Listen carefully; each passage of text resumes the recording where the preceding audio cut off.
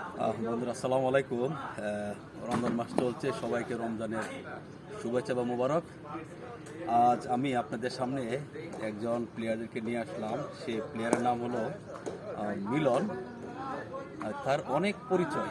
সেই পরিচয় হলো খুলনার ক্রিকেট লিজেন্ডদের মধ্যে একজন হলো আমাদের এই মিলন। বাংলাদেশ লেফট আর্ম স্পিনারদের মধ্যে যদি 20টা লেফট আর্মকে একত্রিত করা হয়, তার মধ্যে আমাদের মিলন হলো একজন। আচ্ছা, আপনি এই যে এত বছর ক্রিকেট খেলছেন ঢাকা লিগ, আমি শুনলাম দীর্ঘ 26 বছর 27 বছর চলছে ঢাকা লিগ, এইটা কিভাবে সম্ভব? আসলে ক্রিকেট তো একটু ভালো অনুশীলন লাগবে, একটু জোরে বলতে। ভালো প্র্যাকটিস, ভালো অধ্যবসায়ের কারণেই মানুষ অনেক দিন খেলে যেতে পারে। আর সবচেয়ে বড় ব্যাপার হচ্ছে ক্রিকেটের একটা ব্যাপার হচ্ছে ডিসিপ্লিনটা আপনার মেনটেন্স করতে হবে। আপনি যত ডিসিপ্লিন হবেন আপনি তত দিন খেলতে পারবেন। আর এভাবেই আর কি অনেক দিন ধরে খেলা। আমি বিশেষ করে চলাফেরা, খাওয়া সব কিছু মিলায় যে ডিসিপ্লিনের মধ্যে থেকে চলতে হয় ক্রিকেট খেলতে গেলে, যেভাবে আমি ওভাবে চলার চেষ্টা করি।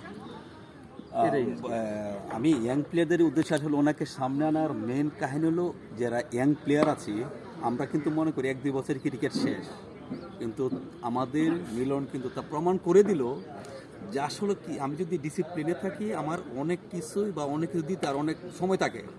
এখন 27 বছর চলছে ঢাকা লিগ খেলছে, আমি কিন্তু লেফট আর্ম স্পিনার, কিন্তু আরেক লেফট আর্ম আমার কেন মনে পড়লো এখনও আলহামদুলিল্লাহ এক জায়গা বল করে। আচ্ছা, এইটা কীভাবে সম্ভব? আপনি এখন এক জায়গা বল করেন?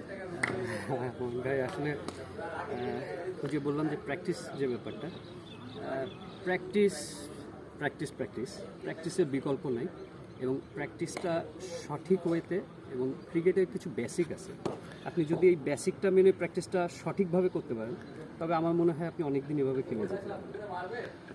আরেকটি বিষয় চলে আসছে একটার পর একটা, আপনি রোজা রেখে রোজা ভাঙ্গেন না, হ্যাঁ, তারপর আপনি সবাই দেখবেন যে ইকোনমিকটা কেমন আছে, রোজা রেখে আলহামদুলিল্লাহ ক্রিকেট খেলছে, এইটা কিভাবে সম্ভব?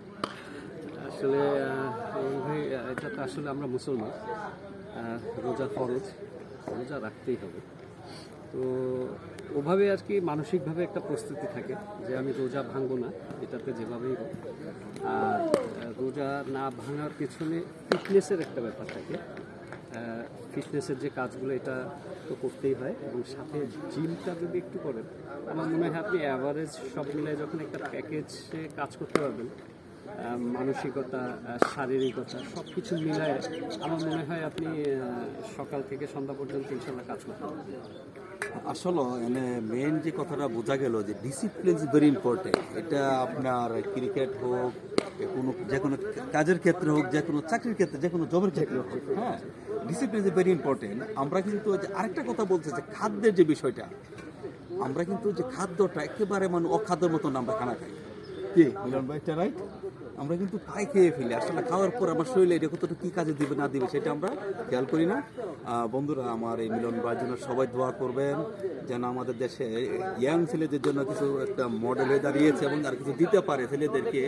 নিজের যে এক্সপিরিয়েন্স আছে, 27 বছর চলছে, ইনশাল্লাহ আমি আশা করি আরও 10 বছর ক্রিকেট সে খেলবে ইনশাল্লাহ।